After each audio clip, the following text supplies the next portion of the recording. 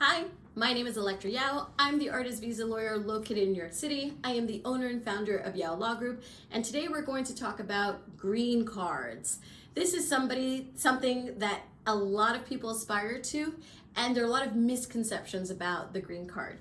So I'll give you like a quick recap of how to get a green card. It'll be very, very generalized. So there are three ways of getting the green card.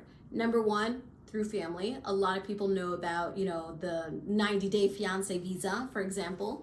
They know about marriage-based green card cases. So that's pretty much a very standard way of getting a green card.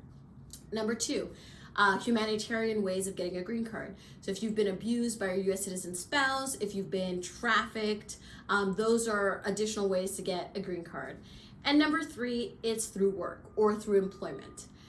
In the case of the O-1, it's not usually going to follow that you get married and get the marriage-based green card, or that you're trafficked and you get a humanitarian green card.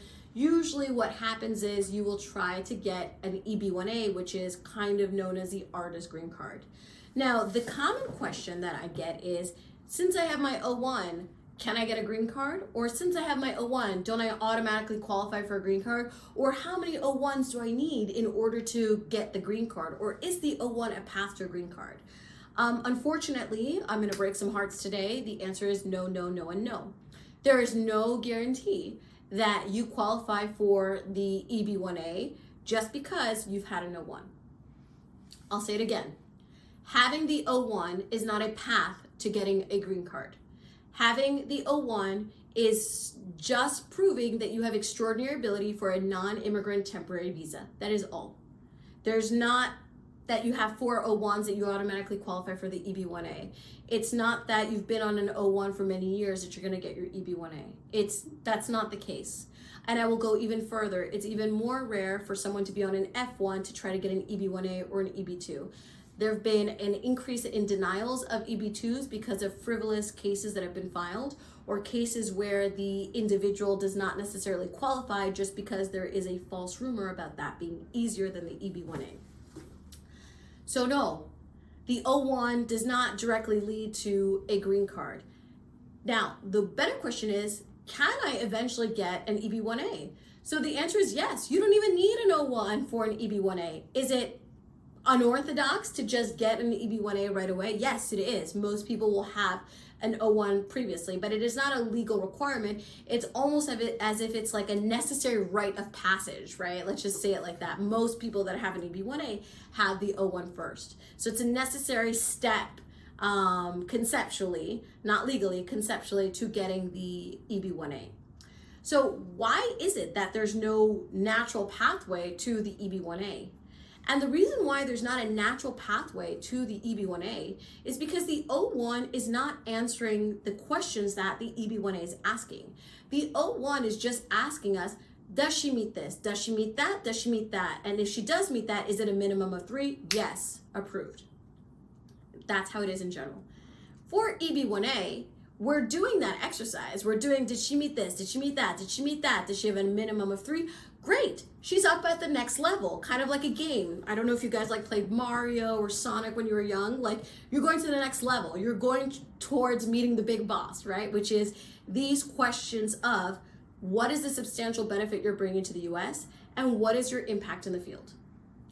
I just had a consultation with somebody who was convinced that she could get the EB-1A, but she had no way of articulating to me that she was bringing a substantial benefit to the US. In fact, what she said was something that would definitely get her green card application denied. She was talking about the US in a negative way. So, I mean, if you're applying to a federal agency for an approval, you're not going to necessarily disparage the American country and the American government in order to prove that you're making a benefit to the US. I mean, it's just nonsensical and not going to work. So again, like I said, for EB-1A, think of it as in levels. If you meet the first level, great. Doesn't mean you're gonna meet the big boss and win. It just means you're getting to level 2. Once you get to level 2, we've got to answer these 2 questions. What is the substantial benefit that you're bringing? And remember, whatever attorney you choose to work with, you need to be able to articulate this. There's no attorney that is going to be an expert in every different artistic field. It's just not gonna happen. And in fact, it's unrealistic to expect that of the attorney. So you need to be able to articulate what your substantial benefit is so that the attorney can expand on that with the law available to her. And number two, proving what your impact in the field is. If you are just a consistently working professional, I can tell you right off the bat, it's not enough. Working consistently is the minimum. I'll repeat it. Working consistently is the minimum. In fact, if you are not working consistently, you might not even be able to meet the first part of the criteria because we need to prove sustained distinction in the field. We need to prove for the EB1A that you're one of the top, highest percentage of the field. In fact, the law says top 1%. People who are in the top 1% of their field are consistently working. Like, that is the base.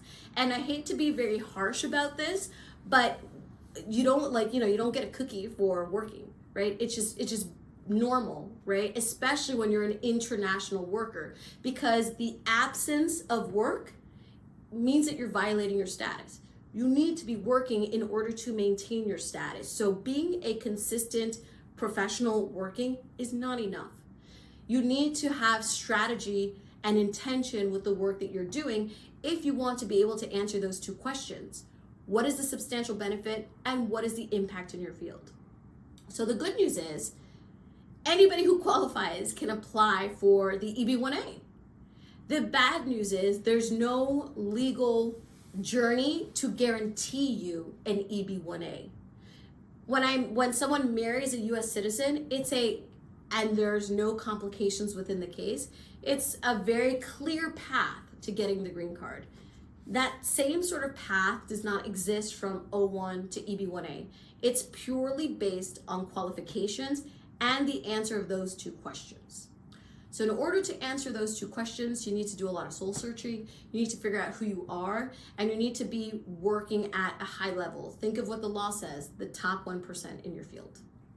So think of this as food for thought. Think of this as kind of like forcing you to think critically about your artistic discipline, but it's the truth. It's harsh, but it's the truth.